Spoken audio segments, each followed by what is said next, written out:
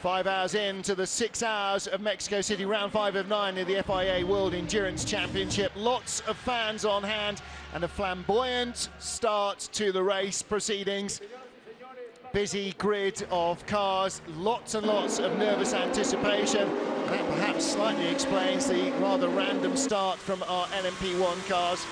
Number 2 car on pole position, taking the lead of the race in the hands of Brendan Hartley, ahead of his teammate Nick Tandy, with the Toyotas jockeying for position. Number 8 car moving in front of number 7 briefly, and those 2 cars have diced over 3rd place.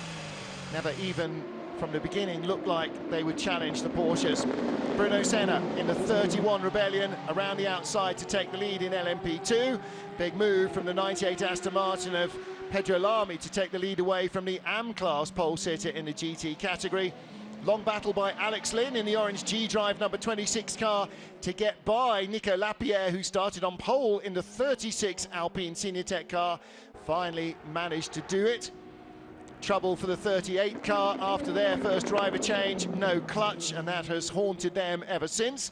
Battle between 36 and 26 continues through various driver stints, and then between the Ford of Olivier Pla and the Ferrari of James Calado, contact once, twice and 3 times. Oh, that's not a lady, that's a broken wheel for the Ferrari, and at this stage broken suspension for the Ford.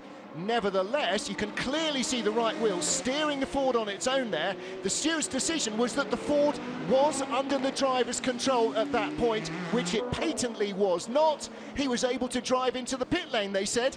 That's barely even managing to get in, so he received a pit lane penalty. He also received a second drive-through for contact, which the stewards decided was avoidable.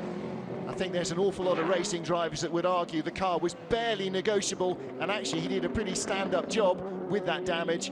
However, battle in the GTE Pro class went the way of Aston Martin. Ford of Sam Bird and Davide Rigon beaten away from the pits, but there's still a big love-in between the 2 teams.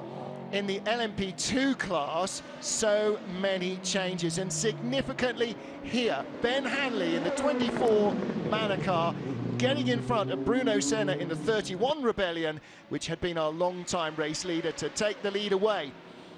Full course yellow pit stop for the Aston Martin has brought it right back into play with the Ferrari 71 that leads in GTE Pro, but how that fuel battle works out will define the race at the end. The number 2 Porsche is our leader.